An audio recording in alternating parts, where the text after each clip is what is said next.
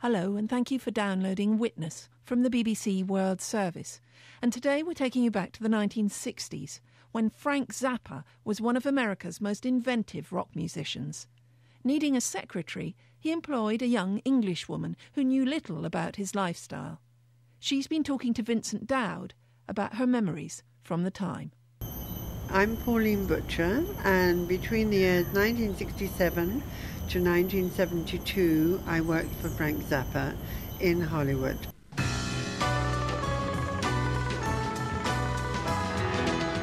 In 1967, Pauline Butcher's home was London. In her early 20s, she lived with her family in the uneventful outer suburb of Twickenham and worked for a secretarial agency.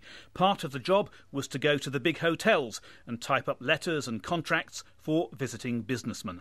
We got this call at 6 o'clock one night from Mr. Zappa at the Royal Garden Hotel.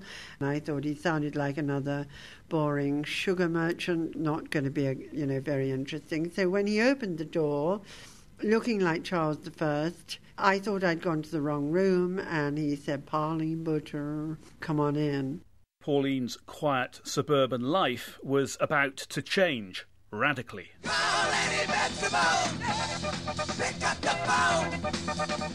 Categorising Frank Zappa's music was never easy. He had hits, but he was probably happier exploring the wilder shores of jazz and the avant-garde. Eventually, he was to make around 60 albums, but in 1967 he was just becoming well known. But this isn't his story. It's the story of the attractive young Englishwoman who he wanted to type out lyrics from his new album.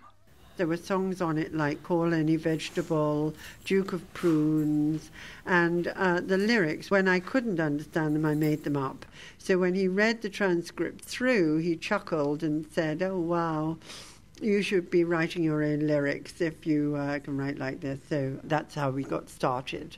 Zappa was in London for a concert at the Albert Hall. Pauline Butcher's head was still full of thoughts of the exciting, exotic rock star she'd encountered, and she went to the same concert and met Zappa again.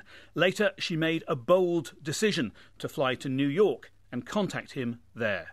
I thought when I went to see him again, maybe there might be some future in it as a relationship, but when I got there, I found he'd meantime got married, so I had to readjust my ideas. But then when he offered me the job, and that was better, really, in a way, because it got me a chance to go to Hollywood. Would you say at that point you were a 60s dolly bird? I wasn't at all. I lived at home with my mother and father, my two other sisters. My parents were very strict. I knew people in swinging London, but I really was on the fringes of it. It was 1967. If you lived out in the suburbs, the 60s didn't really hit the suburbs until the 70s. People were still very prim. Early in the morning, Daddy Dinky went to work, selling lamps and chairs to San Bernardino squares. The job she'd been unexpectedly offered was as Frank Zappa's assistant. Soon she found herself on the other side of America, in Laurel Canyon, Los Angeles, working for Zappa and his wife, Gail. Frank and his wife and their little baby Moon Unit. Yes, little Moon Unit, Zappa. Lived in this house called the Log Cabin. Every day we were visited by rock stars of the time. Joni Mitchell, Grateful Dead, Jefferson Airplane, Eric Clapton was always at the house, and so on. Apart from those, there were also a whole load of freaks, people who lived wild life and saw Frank as their sort of messiah, as it were, because of the way he lived. Wednesday I watched the riot, I seen the cops out on the street. Watch them throwing rocks and stuff and choking in the heat. Listen to reports about the whiskey passing around. Seen the smoke and fire and the market burning down.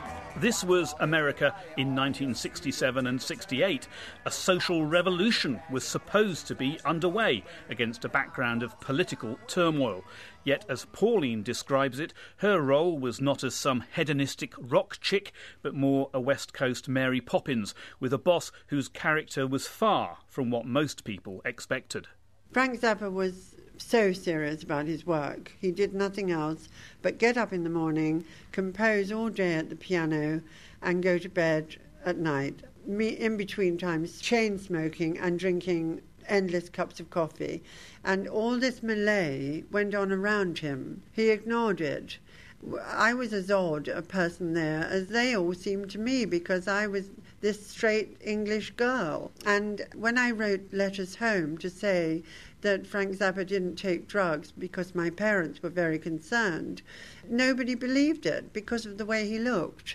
He never ever stopped saying that he didn't take drugs, and he always went on about how terrible it was to take drugs. But he himself was the most conventional, conservative man.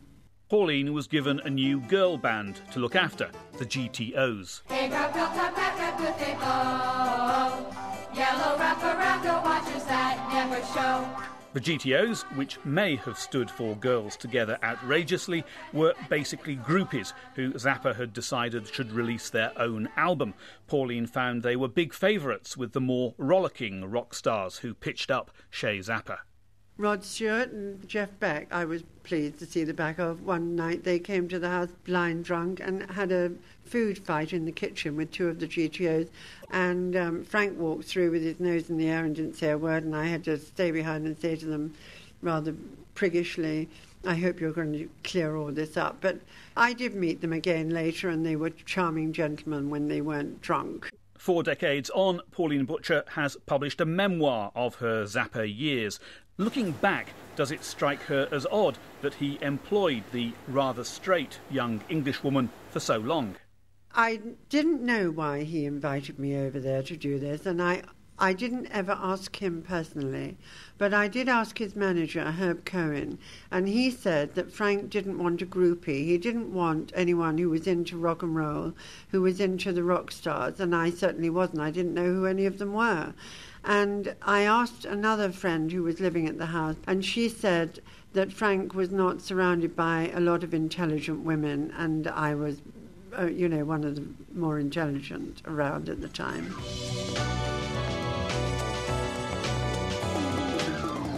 In 1972, Pauline had to return to England for health reasons. She thought hard about what, in her mid-20s, she wanted from life. The Laurel Canyon years, she decided, were over, and she chose instead to go to Cambridge University. She married and became a teacher, but she and Frank stayed in touch. She last saw him a couple of years before he died of cancer at the age of 52 in 1993. We had a certain rapport, I think, but then, strangely, most people who knew Frank felt that they were particularly important in his life. He had that effect on people.